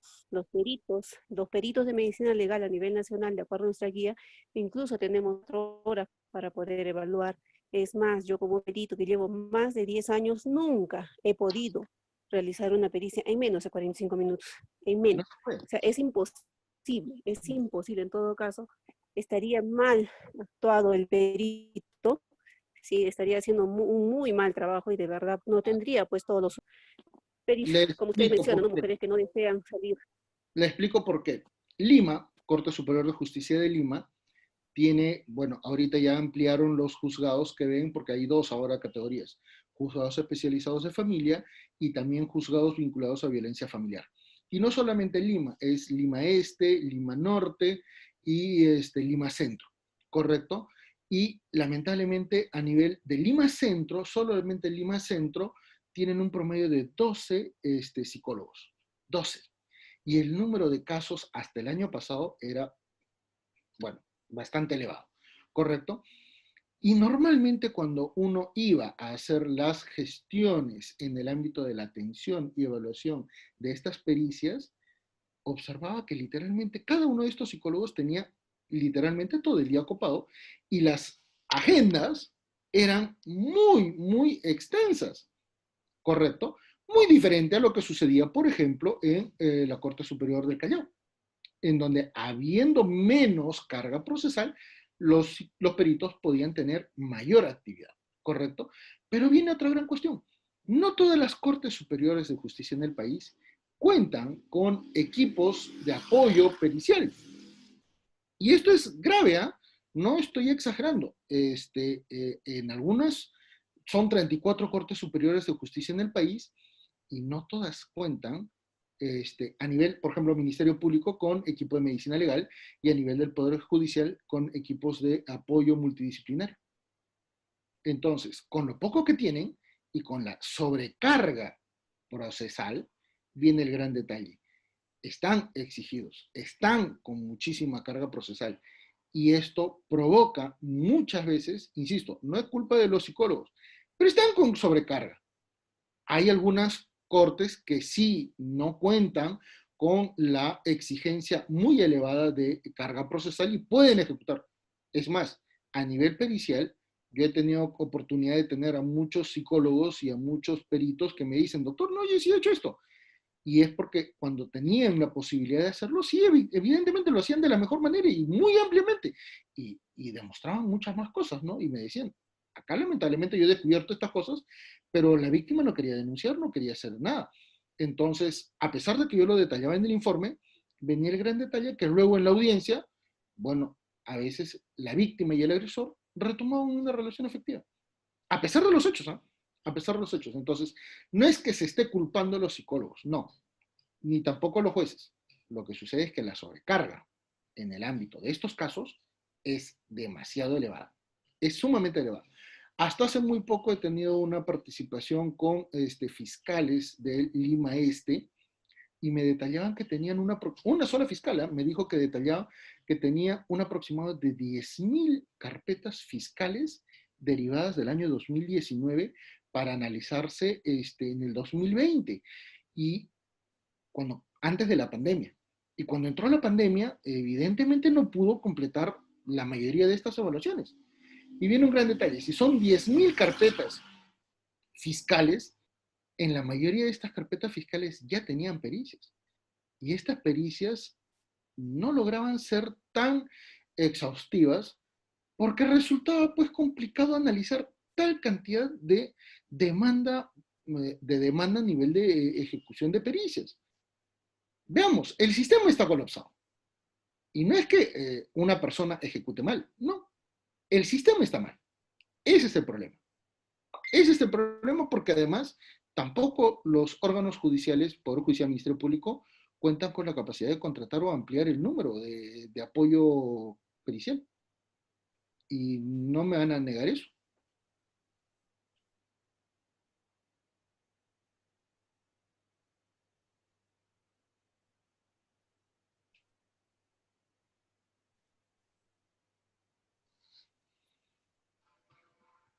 Si hay alguna otra consultita, encantado.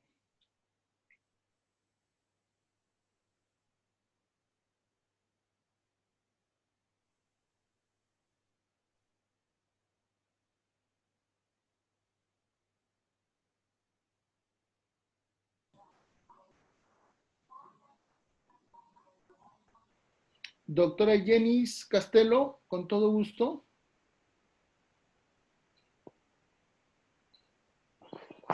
Buenos días, ¿me escucha? Hola, doctora. Sí, sí, le escucho. ¿Cómo está, doctor? Bueno, felicitarle por la ponencia, me pareció muy interesante y mi pregunta es, ¿cómo nosotros eh, podríamos tratar de, tal vez, en el ámbito preventivo, de reducir, ¿no?, estos casos de violencia familiar en el ámbito rural, puesto que las familias que se encuentran en este ámbito son un poco más cerradas, tal vez hacia los diferentes mecanismos que tiene el Estado para denunciar, para dar a conocer sus conflictos. Entonces, bueno, me gustaría saber qué propuesta o cómo usted cree que podríamos, ¿no?, contribuir a que los casos de violencia familiar, feminicidios, entre otros, puedan tal vez reducirse o actuar de manera preventiva. Bueno, es una pregunta bastante compleja, bastante amplia. Lamentablemente, Mira, fíjate que inclusive teniendo una condena efectiva de cadena perpetua, los casos de feminicidio se han incrementado. Teniendo inclusive situaciones de cadena perpetua en caso de violación sexual con ulterior muerte en niños, también los casos se han incrementado. Entonces uno puede decir, ¿es suficiente con el incremento de las penas? No. Lamentablemente las acciones que tiene que hacer el Estado se tienen que evaluar en forma complementaria. Y cuando hablamos de represión de algunos tipos penales, siempre vemos al derecho penal como última ratio, pero no vinculada con una realidad social. Y ahí está el gran defecto que tiene nuestro país. Cuando se articulan políticas de Estado, políticas públicas y políticas de gobierno en forma interdisciplinaria y en forma complementaria entre estas, es que se tiene que tener en cuenta que el derecho penal necesita, por ejemplo, de programas de educación, necesita programas de apoyo social, en particular a personas que están en grupos de vulnerabilidad y en grupos de riesgo. Y esto es bastante particular. ¿Por qué? Porque las realidades y los entornos familiares son muy distintos en nuestro país. Hay lamentablemente muchísima situación de negligencia y de desprotección a grupos humanos en situación de pobreza, en particular la endémica, en particular la histórico-social, y que nos permite decir, en estas situaciones, en estos entornos, la tutela de derechos es bien complicado de evaluar porque al final estas personas no tienen vinculación con el Estado. Y esto es grave porque lo puedes relacionar, por ejemplo, en épocas bastante particulares. Cuando hay friaje, date cuenta que quienes más sufren están en zonas altoandinas y en zonas alejadas a zonas urbanas. Los que tienen accesibilidad a servicios públicos normalmente están en zonas rurales. En el Perú, solamente en Lima, te digo, el 60% de los que viven en Lima metropolitana, que son casi 10 millones de personas, 9 millones y medio de personas aproximadamente, solo el 60% tiene acceso a agua potable y el resto no. Estamos hablando de un número sumamente elevado. Y en el país no todos tienen accesibilidad a servicios básicos, educación, salud, vivienda, etc. Por lo tanto, el considerar que solamente con el incremento de las penas se puede lograr un resultado es muy, muy endeble y muy ineficiente. Porque si es que no hay una verdadera atención a la posibilidad de mejorar una mejoría económica, social, cultural, educativa en estas poblaciones, se les sigue condenando a tener mayores niveles de vulnerabilidad y peor aún, incremento de las condiciones de riesgo, porque en muchos casos, cuando hay violencia familiar en zonas rurales, no se conoce, el Estado no participa. No hay denuncias ni ante la policía ni ante el Ministerio Público. Y porque no tienen conocimiento de cómo defender sus derechos. Peor aún, se asume que estas situaciones de violencia son parte de una cultura, son parte de una condición, cuando en realidad no lo es, pero lo asimilan así. Es más, recuérdense que en nuestro país hay un dicho bastante negativo, pero bastante repetido, que es más me pegas, más te quiero. Y se cree que esto en realidad es válido, y no es así, pero tenemos que tener en cuenta que no es que las sociedades rurales sean violentas, no, no lo son. En realidad no tienen esa característica. Lo que sucede es que los niveles de violencia se han impregnado tanto que se suele creer que estos niveles están en una perspectiva de impunidad y que son parte de. Y en realidad combatir eso no se puede hacer desde el punto de vista penal, se tiene que hacer desde una perspectiva de política de Estado a nivel de atención de derechos sociales, económicos, culturales, a nivel de ampliación de la educación, a nivel de accesibilidad de servicios de servicios básicos e inclusive accesibilidad de servicios de justicia. Fíjate que recién en el año 2018 comenzaron a surgir, bueno, a nivel constitucional y a nivel de Corte Suprema, los casos a nivel de variación de idiomas. Y esto provenía del año 2015, cuando comenzaron a emitirse las primeras sentencias a nivel de juzgados de paz y juzgados especializados en lo penal y en lo civil a nivel de quechua y aymara. Estamos hablando de qué? de que los primeros derechos lingüísticos que estaban reconocidos en la Constitución 1979 recién tuvieron una materialización a nivel judicial, a nivel de resoluciones, a nivel de sentencias, 2015-2018. Hay pues un periodo muy extenso en el cual nuestro país ha avanzado muy lentamente en lo complementario de lo penal. Y ahí es donde deberíamos incidir más. Las políticas, por ejemplo, que vemos en ¿cómo se llama? En el Acuerdo Nacional, que proyectan a 60 años una variación de nuestra realidad, indican que debería el Estado tener mayor participación en estos ejes, pero fíjate que no hemos avanzado mucho. No hay muchas cosas que eventualmente resulten decir esto ha sido eficiente, porque la estadística a nivel de violencia familiar no ha sido controlada. Es más, sigue creciendo. Y fíjate, aún en época de cuarentena, aún en época de pandemia, estos índices se han incrementado a tal nivel que todavía no se sabe con exactitud cuántos son los casos de personas desaparecidas, cuántos son los casos de feminicidio, cuántos son los casos de violencia familiar, e inclusive cuántos son los casos que van a generarse, me imagino que muy pronto, a nivel de omisión de asistencia familiar o eventualmente prestación de alimentos. Esto todavía no ha sido evaluado porque todavía no salen las cifras, pero nuestra realidad nos permite decir que esto va a ser muy elevado, va a ser muy elevado.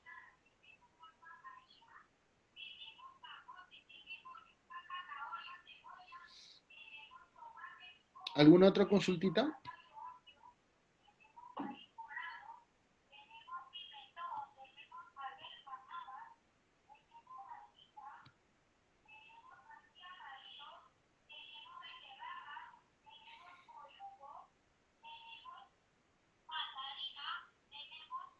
¿Alguna otra consultita, doctores?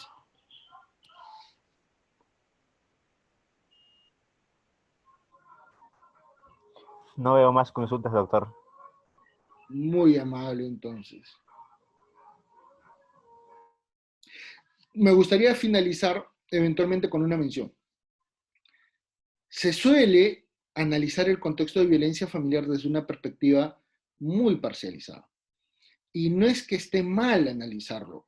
Hay muchos casos de víctimas, y peor aún cuando son menores de edad, y peor aún cuando tienen condiciones socioeconómicas, culturales limitadas, que no logran evaluar correctamente un problema social. Porque esto ya no es un contexto de caso penal, esto es un contexto de violencia social, esto es un contexto mucho más grave.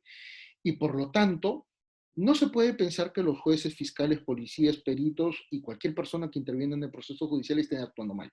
No, el sistema está mal.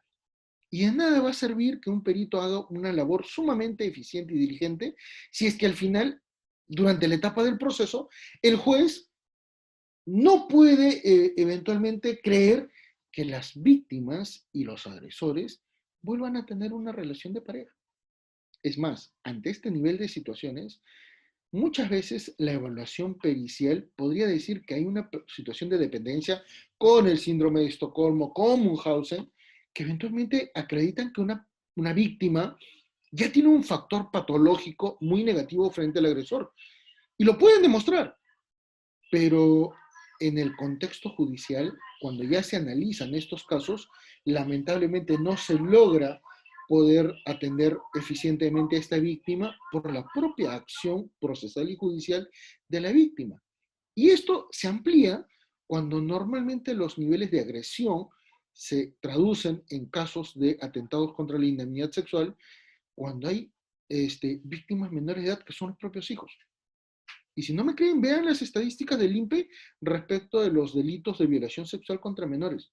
¿Cómo hacemos en estos casos? ¿Y ustedes creen que esas agresiones que eventualmente las hace un familiar, un ascendiente sobre una persona dependiente, no se han traducido también en agresiones hacia los otros integrantes? No, pues. Creer que solamente este hecho se relaciona en un solo nivel es un error. Normalmente, estos niveles de violencia son bastante extendidos y lo que se puede denunciar en un solo momento también puede ser acreditado con la evaluación de violencia económica, psicológica, física inclusive, contra el otro progenitor de ese niño o de esa niña o de ese adolescente agredido sexualmente. Y esto exige entonces reinterpretar todo el modelo de impartición de justicia, todo el modelo en el cual se puede evaluar el contexto de una familia en crisis. ¿Por qué? Porque fíjese que de un solo hecho podemos detallar un contexto judicial familiar y un contexto judicial penal. Y al final estamos hablando de la misma familia.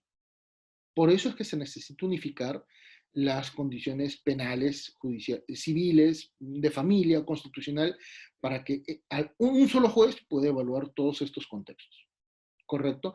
Esa es la perspectiva futuro, porque finalmente no estamos hablando de personas procesales, estamos hablando de un contexto de una familia en crisis y en la cual si el Estado no logra entender que esto tiene que ser analizado multidisciplinariamente, transversalmente, complementariamente entre varias jurisdicciones, el resultado va a seguir siendo negativo y la crisis social en nuestro país se va a incrementar. Entiéndase eso. El sistema es el que está mal y el sistema implica una ley disfuncional. Si es que no me creen, vean que la ley 30.364 no es eficiente. ¿Que el sistema de justicia está mal? Claro que sí. ¿O ustedes creen que una medida de protección ya eliminó el contexto de violencia familiar? Nótese que en el año 2019 la mayor parte de casos de feminicidio ya tenían medidas de protección. ¿Se cumplieron? No. Entonces, nótese también que la misma diligencia en la atención a las víctimas es bastante limitado.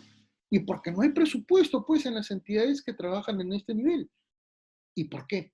Porque el contexto de crisis social es absolutamente muy elevado en nuestro país.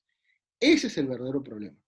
Y entender acciones focalizadas en lo familiar, en lo civil, en lo penal, no basta. Tiene que entenderse una reforma integral, porque todo el panorama no es bastante claro, ni tampoco es intuitivo, y esto es grave.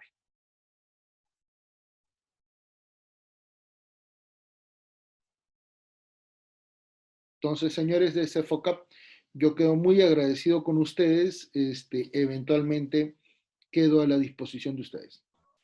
Muchas gracias, doctor, muy amable. Con esto finalizamos la clase. Gracias a todos los participantes. Gracias, doctor. Gracias. Hasta luego.